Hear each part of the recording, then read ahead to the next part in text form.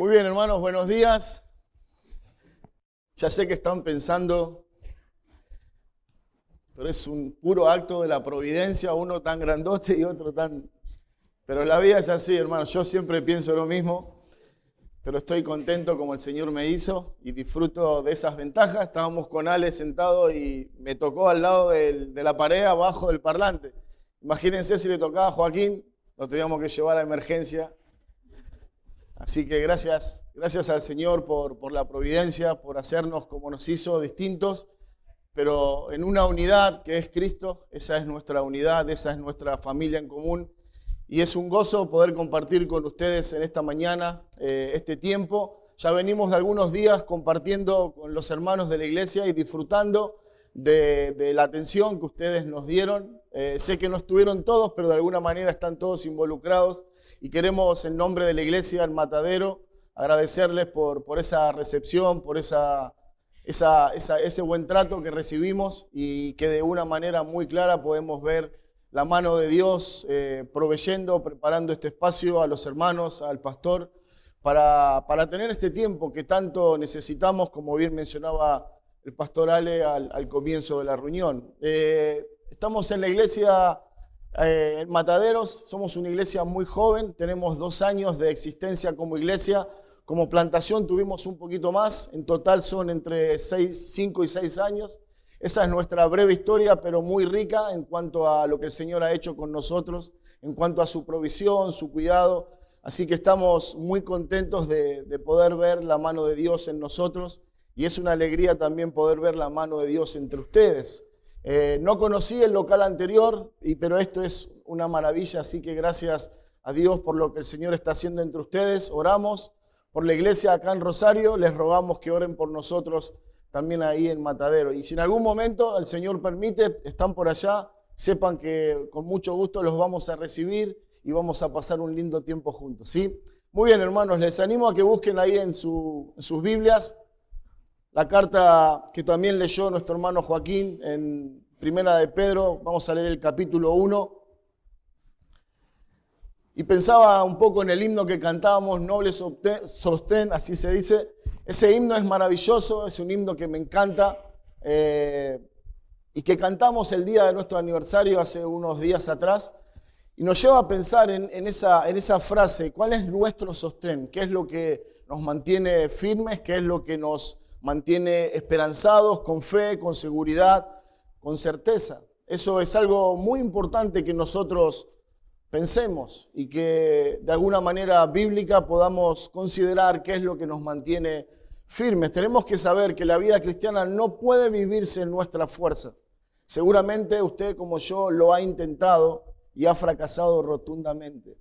Lo único que nos sostiene firme es la mano poderosa de Dios. Y me encantaba el título de la conferencia, Bajo la mano poderosa de Dios. Porque si bien es un título importante que refleja lo que creemos en Dios, es nuestra única esperanza.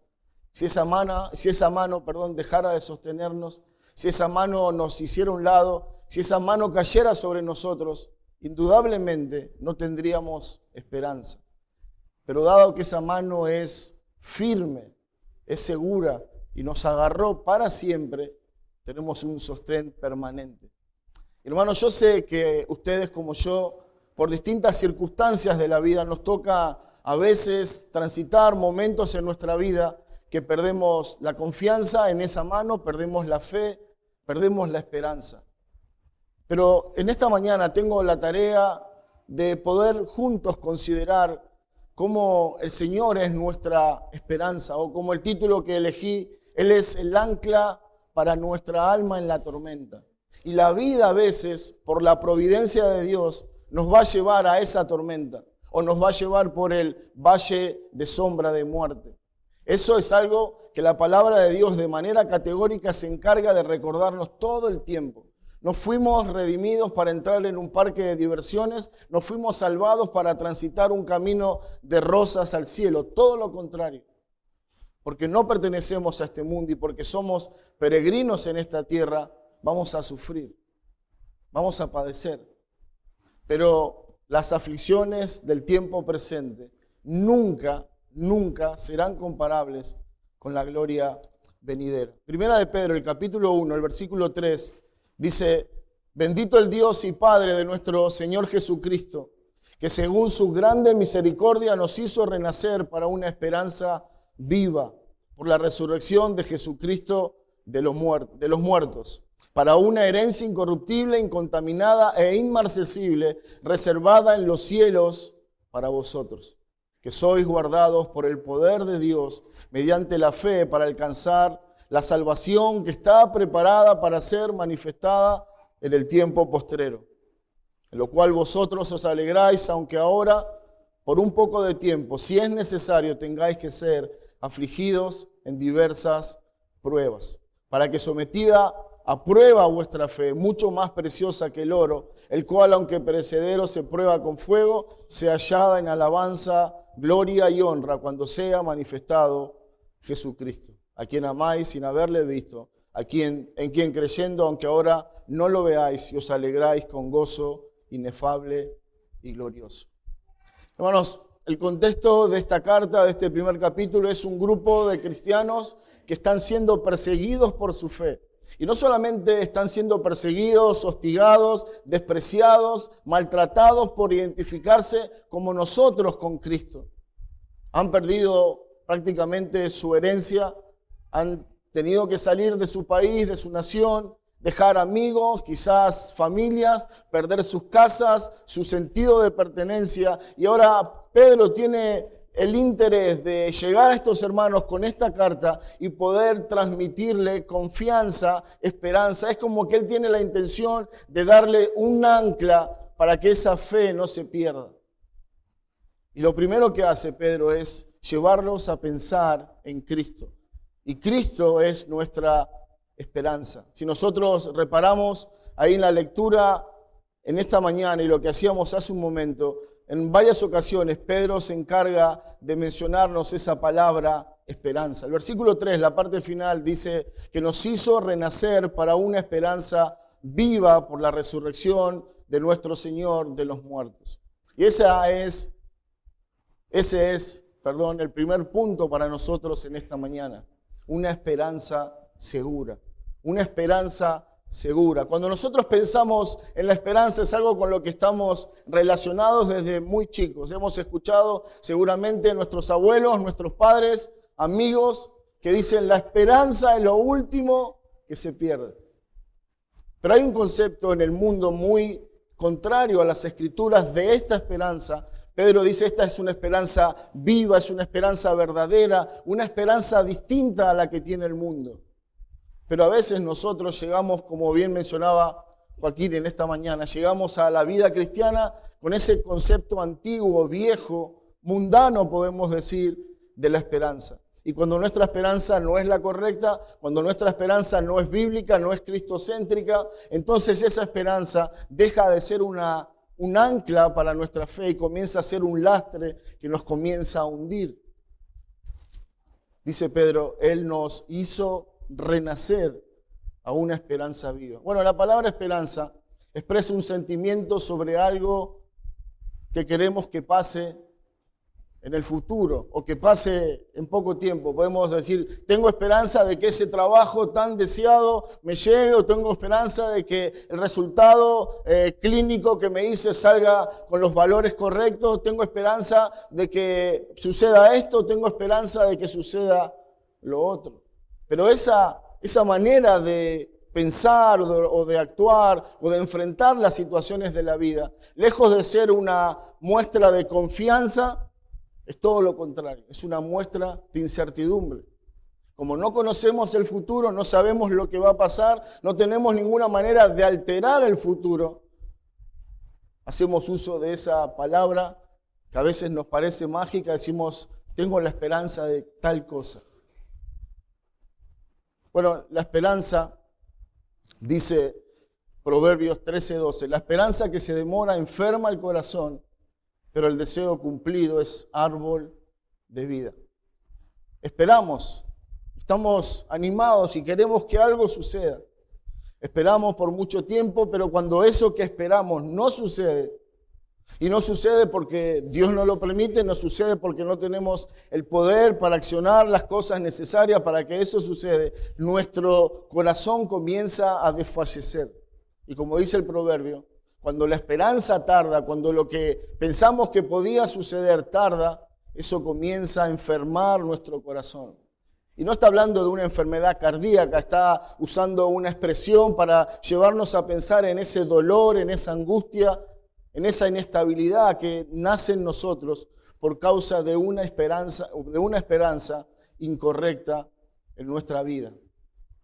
Alguien decía, ¿te imaginás un invierno interminable, todo un año o varios años que todo el tiempo sea invierno, invierno, invierno? No sé a cuántos acá le gusta el invierno, pero ¿te imaginás todo un tiempo, todo un periodo que sea invierno sin ver el sol, sin poder disfrutar del calor, del río y todas esas cosas preciosas que ustedes tienen acá?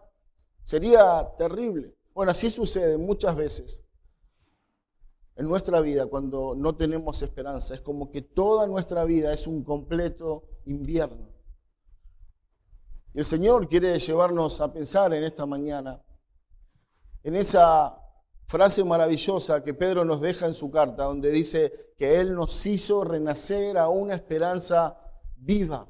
Es una esperanza viva porque el objeto de nuestra esperanza, que es Cristo, dice Pedro, Él resucitó de los muertos. No tenemos una esperanza en alguien que está sepultado, no tenemos una esperanza en alguien que anunció promesas que no puede cumplir, no, todo lo contrario. Es una esperanza viva porque está centrada en aquel que es vivo y verdadero.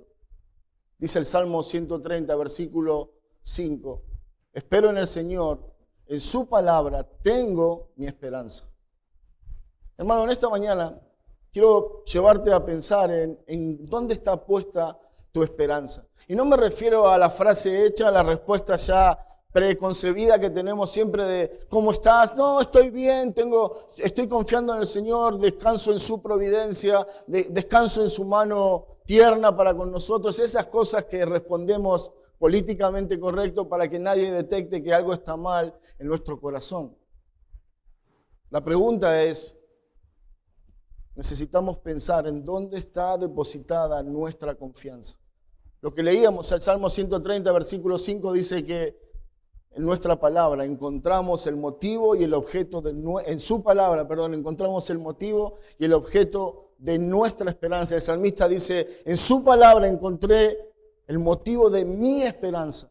Todos sabemos la palabra de Dios de principio a fin tiene un solo objetivo, mostrarnos a Cristo, hablarnos de Cristo, señalar a Cristo como nuestra única esperanza. Cuando nuestra esperanza es semejante a la que decíamos, esa esperanza del mundo, esa esperanza que muestra una señal de confianza, pero al final es una completa incertidumbre porque no sabemos qué va a pasar, entonces nuestra esperanza está en el lugar equivocado. Y nuestra vida, de la misma manera, va a comenzar como en una gran tempestad. Dice la palabra de Dios, corre el impío sin que nadie lo persiga. Es una manera de recordarnos esa vida donde todo le preocupa, todo le afana, todo lo oprime. Pero no debería ser así en el Hijo de Dios, pero puede pasar que muchas veces a causa de tener la esperanza en el lugar equivocado, comenzamos a vivir de esa manera. Lo que Pedro está diciendo es que hay una esperanza seguro para el cristiano. Y esa esperanza no solamente es esta verdad que él está comunicando, sino que la esperanza es Cristo. Hermano, Cristo es tu esperanza. Cristo es tu única esperanza. Y nosotros necesitamos todo el tiempo examinar nuestro corazón si es en Él que nosotros estamos verdaderamente confiando. Bueno, Pedro hace alusión al poder de Dios al resucitar a Cristo. Dice, nos dio una esperanza viva que nos hizo renacer por la resurrección de Jesucristo de los muertos. Lo que Pedro está llevándonos a considerar es la acción, el poder desarrollado, el poder involucrado en esa obra gloriosa de nuestra esperanza. Pablo dice, si Cristo no hubiera resucitado, vana es nuestra fe. No tenemos esperanza. ¿Por qué? Porque lo que nos da seguridad, lo que nos da esperanza es que aquel en donde descansa nuestra seguridad, nuestra salvación, es alguien que venció a la muerte y que el Padre mostró su poder sacándolo de la tumba y llevándolo con él en gloria. Hermano, ¿se imaginan recibir un evangelio de alguien que promete vida pero que está muerto? ¿Se imaginan recibir una promesa de cuidado, de seguridad, de que voy a estar con ustedes siempre, pero está muerto? Pero no es así el caso de Cristo. Él nos hace nacer de nuevo.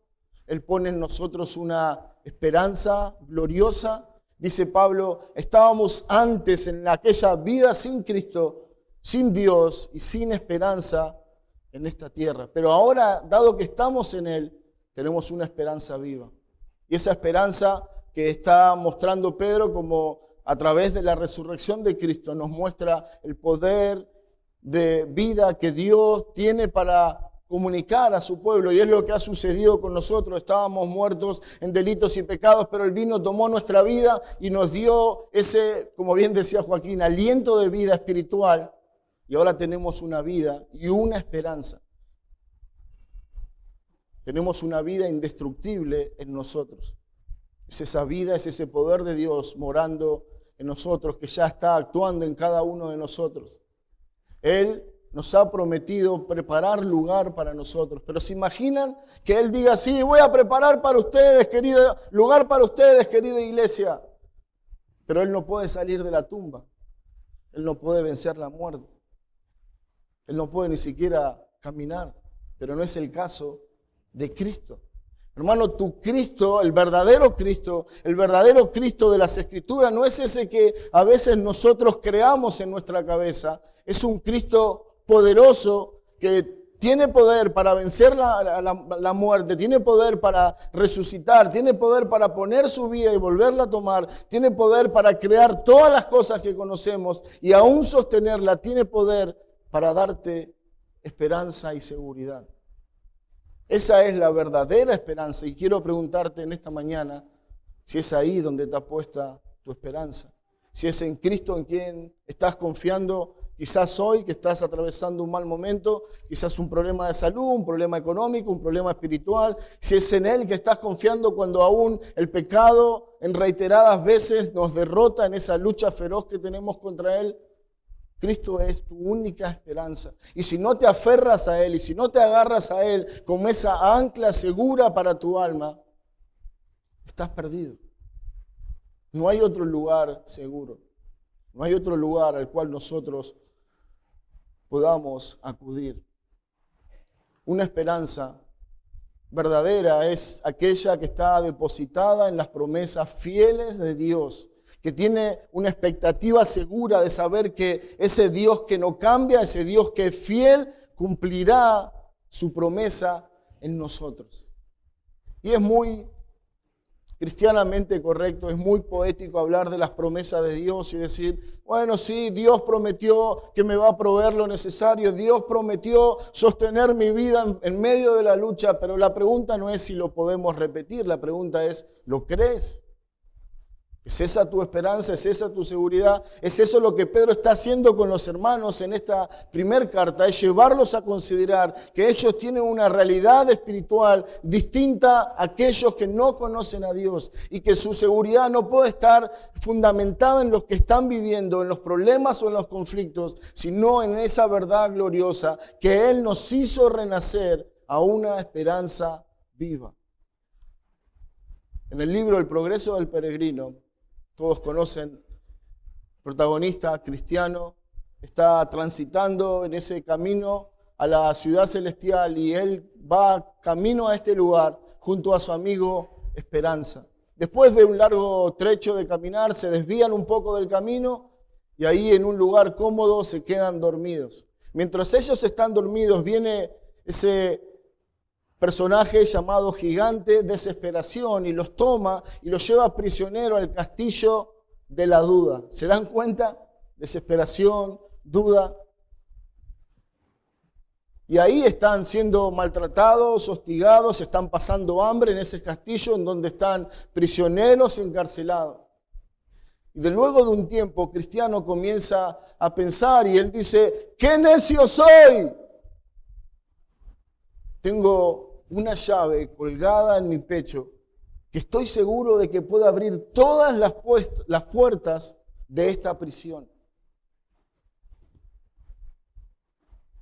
Y él recordó que esta llave se llamaba promesa. Hermanos, la promesa de Dios en su palabra es una llave poderosa que nos ayuda a caminar por ese camino seguro de la confianza y la certeza en Cristo. Esa esperanza es la palabra de Dios que nosotros debemos conocer y cada día acercarnos a ella, no como quien cumple con una responsabilidad, sino como ese hombre muriendo de sed que encuentra alma para esa sed profunda de su ser. Esa es la manera de vivir nuestra vida cristiana, con esa esperanza, como Cristo, como nuestro único objetivo. En segundo lugar, la esperanza se fortalece en el sufrimiento. Bueno, algo que mencionaba Joaquín en esta mañana es donde dice Pedro que nuestra fe tiene que ser probada. Lo maravilloso de la vida cristiana es que no hay sorpresas. Nadie de nosotros puede llegar al cielo aquel día cuando el Señor venga a buscarnos o cuando vayamos a Él. Nadie va a poder llegar al trono de gloria de nuestro Dios y decirle, me mentiste. Me vendieron una vida cristiana llena de oportunidades, llena de comodidades y sufrí todo el tiempo, constantemente. El Señor en su palabra se encarga de recordarnos que la vida cristiana es como tomar una cruz, es como un peregrino que anda vagando de un lado a otro, es como aquel que está siendo perseguido, es como aquel que está sufriendo, pero una vez más debemos mencionar la palabra y dice, las aflicciones de este mundo presente no se pueden igualar, no se pueden comparar con el privilegio, el honor y la gracia que Él nos ha regalado en Cristo. Pedro nos recuerda que nuestra fe va a ser probada, la fe verdadera, para mostrar su pureza, para mostrar su valor, va a ser probada. Y no es algo poético, no es algo retórico, está diciendo, nuestra fe va a ser probada, tu fe va a ser probada. Y eso es providencialmente lo que Dios usa para ayudarnos a crecer y para ayudarnos a fortalecer nuestra esperanza en Cristo. Seguramente te están preguntando, bueno, ¿cómo ejercito la esperanza? Bueno, entiendo de que si puedo salir a caminar, si puedo hacer ejercicios en un gimnasio, en una plaza, si puedo correr algunos kilómetros todos los días, puedo, mejorar mi estado físico, puedo tonificar mi cuerpo, puedo alcanzar, una mejor calidad física y eso lo puedo hacer. Me va a llevar un tiempo, quizás más, menos, pero lo puedo hacer. Pero ahora cuando pienso en fortalecer la esperanza, ¿cómo es eso? ¿Hay algún ejercicio particular, especial, para fortalecer mi esperanza? Bueno, lo que Pedro dice es, sí, hay un ejercicio. Y ese ejercicio es que tu fe será probada. Lo que Dios va a usar, el gimnasio de Dios, el entrenamiento que Dios va a darnos a cada uno es padecimientos. Es esa lucha diaria que tenemos con nosotros, con nuestro entorno. Es esa lucha que a veces vienen a la vida cristiana, es esos conflictos en nuestra vida, son esas luchas en nuestra fe, pero son los medios que Él va a usar como un elemento preciso para fortalecer nuestra esperanza. Pablo, escribiendo en Romanos, dice, capítulo 5, versículo 3, y no solo esto, sino que también nos gloriamos en las tribulaciones, sabiendo que la tribulación produce paciencia, y la paciencia prueba, y la prueba esperanza. Bueno, alguien puede pensar, Me gusta mucho cómo escribe Pablo, me gusta mucho su trabajo misionero, me gusta todo lo que él hizo, pero con esto no estoy tan de acuerdo. Pero no se trata de un gusto personal de Pablo. Se trata de la voluntad de Dios que Él nos está mostrando, que la manera de trabajar en nosotros para que tengamos esperanza en Él todo el tiempo es a través de las pruebas, es a través de las aflicciones. Dice Pablo, nos gloriamos no en el buen tiempo de nuestra vida, no en el buen tiempo de la iglesia, sino que nos gloriamos en las tribulaciones. Y en esta mañana, hermano, quiero preguntarte si esa es tu realidad y debo preguntarme si esa es mi realidad. Porque si hay algo seguro es que el hombre nace para la aflicción. Si hay algo certero en nuestra vida, si hay algo en que no nos vamos a equivocar, es que vamos a sufrir. Y no quiero con esto que parezca que nuestra vida es un suplicio de sufrimiento, dolor tras dolor.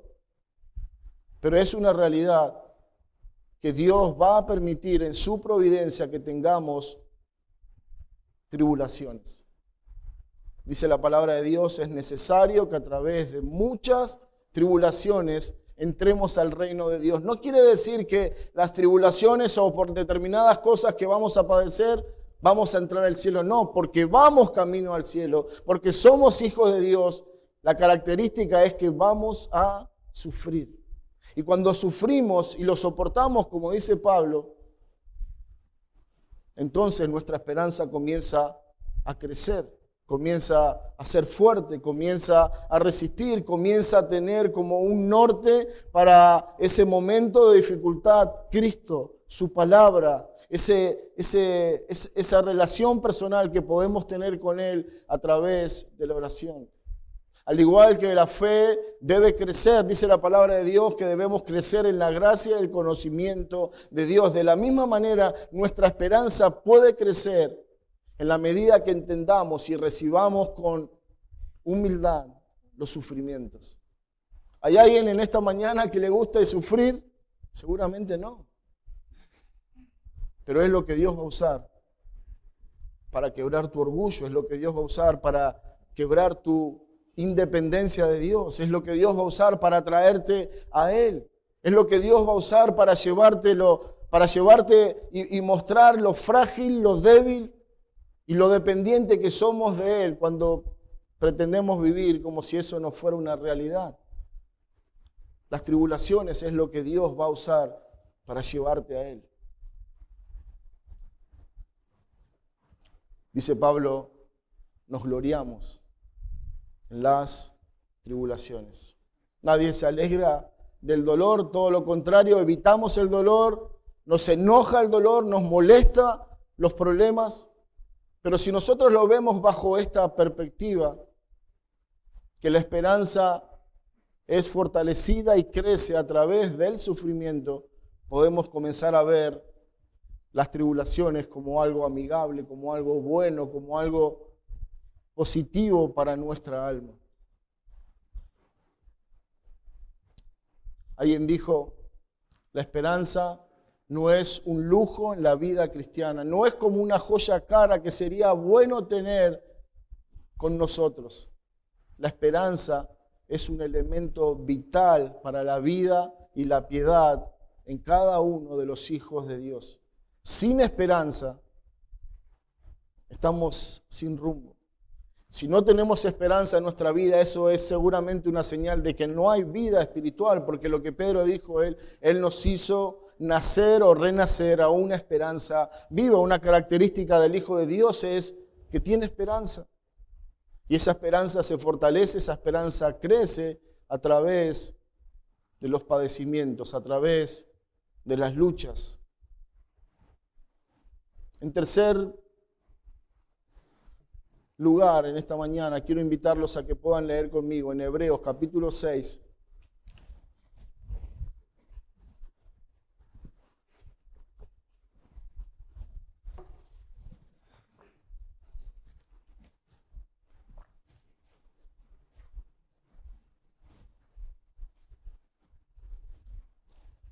Versículo 16 en adelante.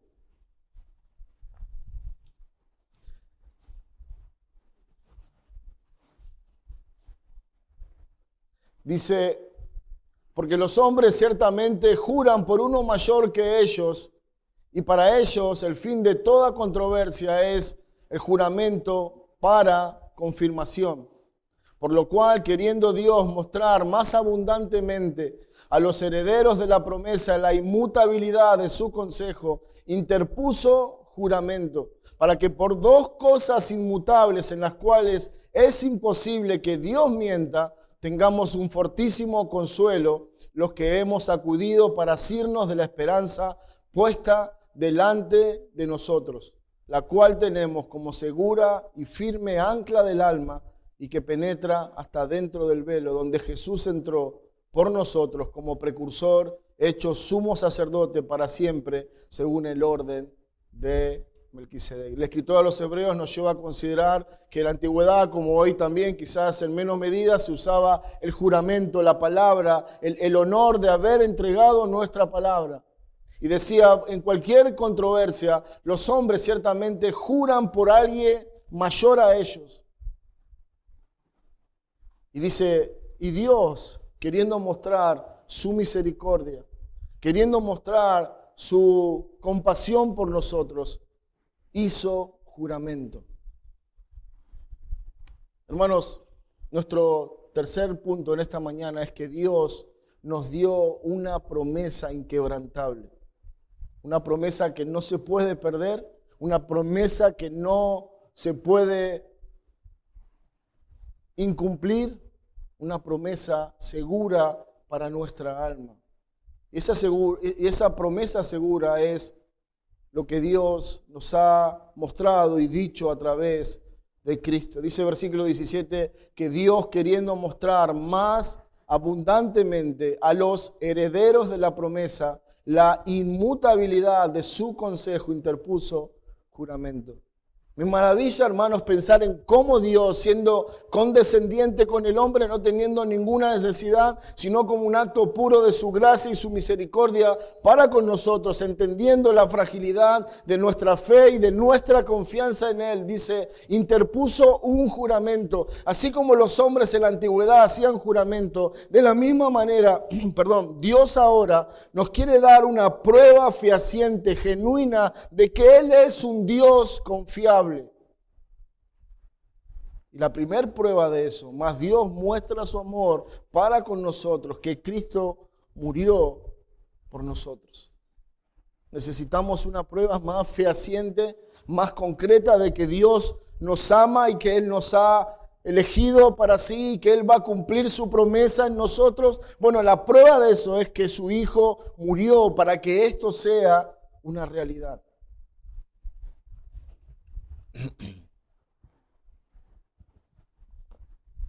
Seguramente ustedes como yo, hay momentos en nuestra vida donde todo se torna oscuro, donde no hay una salida clara, donde no sabemos a dónde ir, a quién correr, a quién llamar. Pero Dios dice, Él nos dejó una prueba. Él nos dejó un botón de pánico espiritual para nosotros. Es su palabra, es Cristo. Cuando no sepas qué hacer, corre a Cristo. Corre a aquel que dio su vida por ti. Contempla su obra, contempla su gracia derramada por ti. Contempla esa obra que no merecemos, pero que Él de pura gracia hizo por nosotros. Dice el escritor a los Hebreos que Dios quiso darnos una prueba.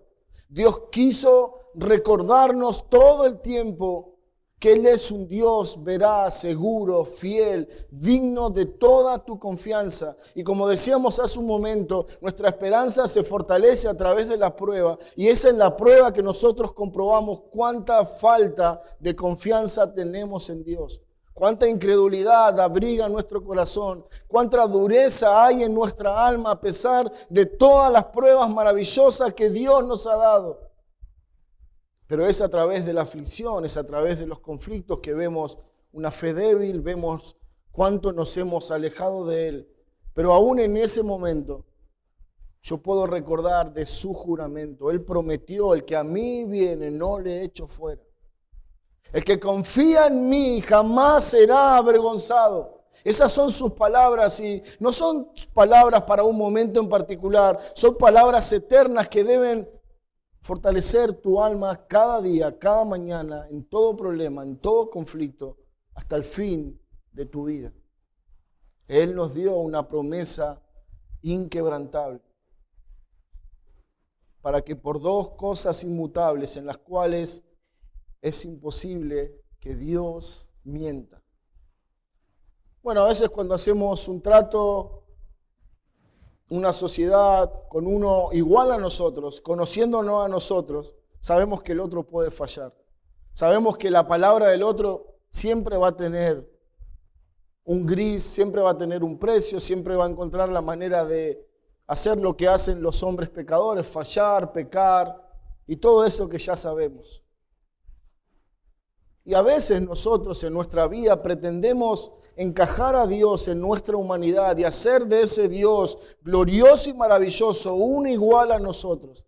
Y pretendemos en esa relación que tenemos por medio de su Hijo que Él va a reaccionar como nosotros reaccionaríamos. Y por eso nuestra alma muchas veces abriga incredulidad, dudas, temores. ¿Será que Dios va a cumplir su promesa? ¿Será que Él va a estar verdaderamente conmigo hasta el fin del mundo? ¿Será verdad que si yo soy obediente, Él va a guardar de mi alma? Y así cuestionamos y cuestionamos amistosamente a Dios. Pero como sea, al final es una señal de incredulidad y una señal de rebeldía contra Él. Pero Él sabe que nosotros somos así. Él te conoce. Él sabe cuál es tu duda en esta mañana. Él sabe que quizás tu corazón está un poco frío hacia Él. Él sabe que quizás estás un poco dudando de su veracidad. Y Él entonces se encarga de decirnos, no se olviden esto, Dios no miente. En otra parte de las Escrituras Él dice, yo no soy hombre para mentir. Hermanos, hay una esperanza maravillosa en nosotros, es saber que Él es un Dios fiel. Que ninguna de sus palabras, ninguna de sus promesas, ninguna de las cosas que Él nos ha garantizado como parte de su pueblo dejarán de cumplirse en nosotros. Y quizás, como muchas escenas en las Escrituras, vemos que nuestra vida no tiene escapatoria. O que esa promesa, como en el caso de Abraham, es imposible humanamente hablando que se cumpla.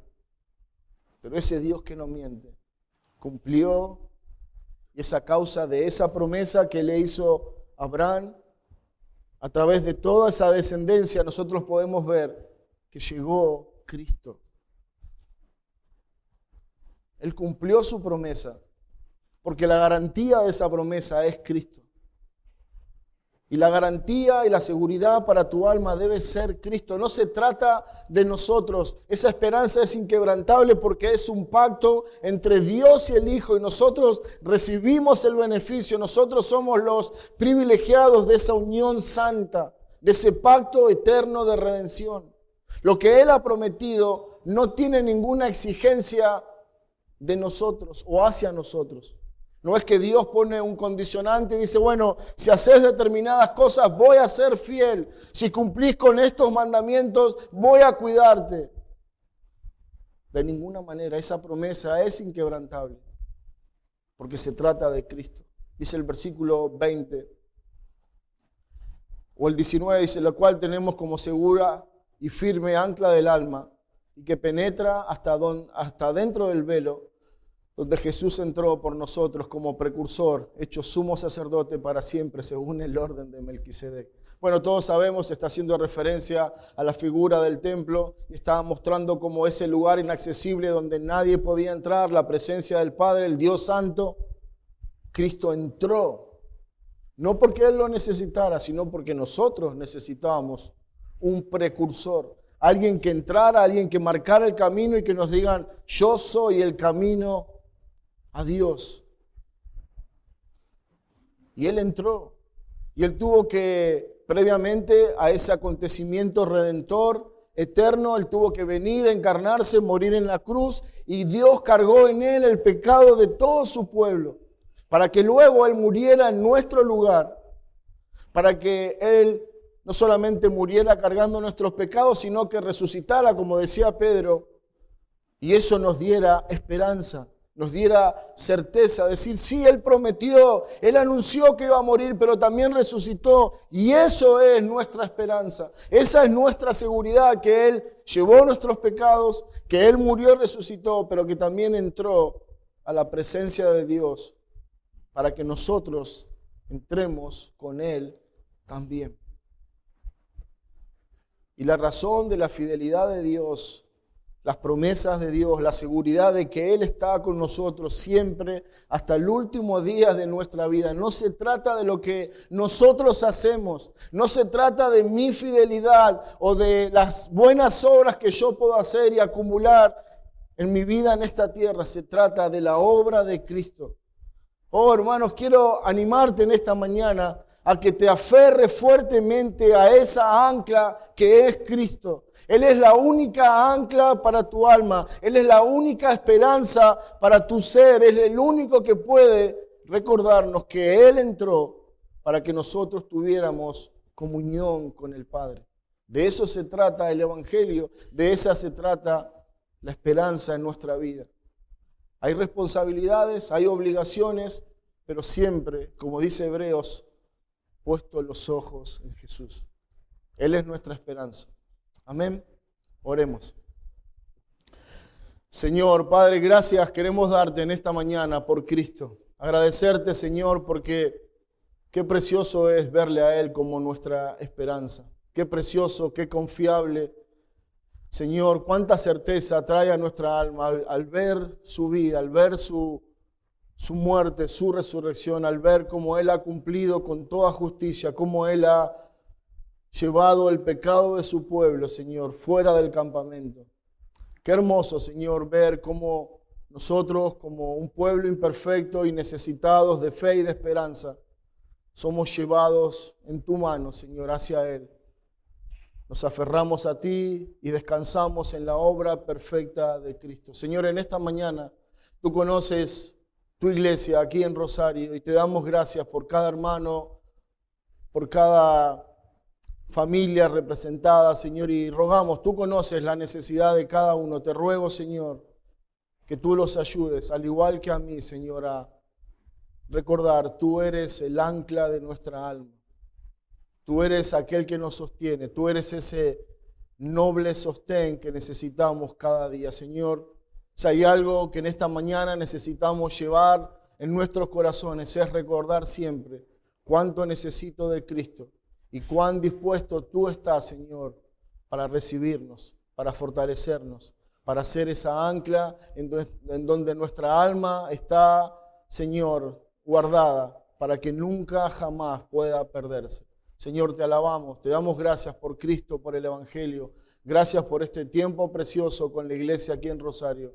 Bendice a tu pueblo, Señor, te lo pedimos en el nombre de Cristo. Amén.